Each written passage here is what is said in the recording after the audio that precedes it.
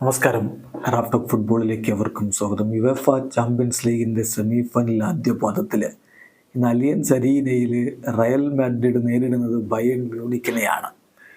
Bayern മ്യൂണിക്കിനെതിരെ ടീമിനെ ഇറക്കുമ്പോൾ അവരോടൊരു പ്രതികാരം ചെയ്യാനുണ്ടോ, അവരോടൊരു revenge എടുക്കാനാണോ താങ്കൾ ഒരുങ്ങുന്നത് എന്ന് കാർലോ ആഞ്ചലോട്ടിയോട് ചോദിക്കുന്നു. എന്ത് റിവഞ്ച്?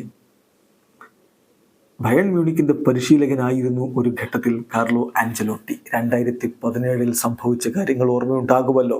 അന്ന് 3-0 ചാമ്പ്യൻസ് ലീഗിൽ PSG തോറ്റു ബയേൺ മ്യൂണിക്ക്. അതിൻ്റെ തൊട്ടുപുറകെ സംഭവിച്ചത് അദ്ദേഹത്തെ സാക്ക് ചെയ്യുക എന്നുള്ളതാണ്. ആഞ്ചലോട്ടിയെ അന്ന് ബയേൺ സാക്ക് ചെയ്തു.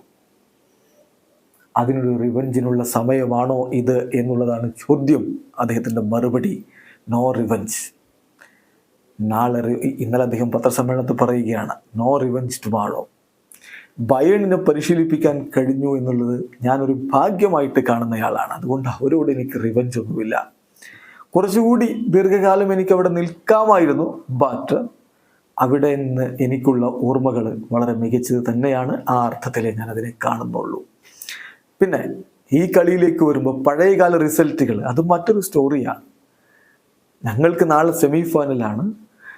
ഞങ്ങൾക്ക് കളിക്കാനുള്ളത് വെപ്പൺസ് ഉള്ള, ക്വാളിറ്റിയുള്ള, വെരി സ്ട്രോങ് ആയിട്ടുള്ള റിവൽസിനെതിരെയാണ് എന്ന് നന്നായിട്ടറിയാം. ഞങ്ങളെന്തായാലും ഈ സെമിയിലെത്തിയതിൽ വളരെ ഹാപ്പിയാണ്.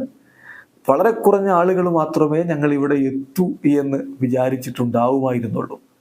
എന്തായാലും ഞങ്ങളുടെ ലക്ഷ്യമെന്ന് പറയുന്നത് മറ്റൊരു ഫൈനലാണ് എന്നുകൂടി ഇപ്പോൾ കാർലോ ആഞ്ചലോട്ടി വ്യക്തമായിട്ട് പറയുന്നുണ്ട്. സംഗതി അങ്ങനെയൊക്കെ പറയുമ്പോഴും അദ്ദേഹത്തിന് ആ പ്രതികാരം അലിയൻസ് അരീനയിൽ ഇട്ട് തന്നെ തീർക്കാൻ പറ്റുമോ? കാത്തിരുന്ന് കാണാം. വീഡിയോ അവസാനിക്കുന്നു.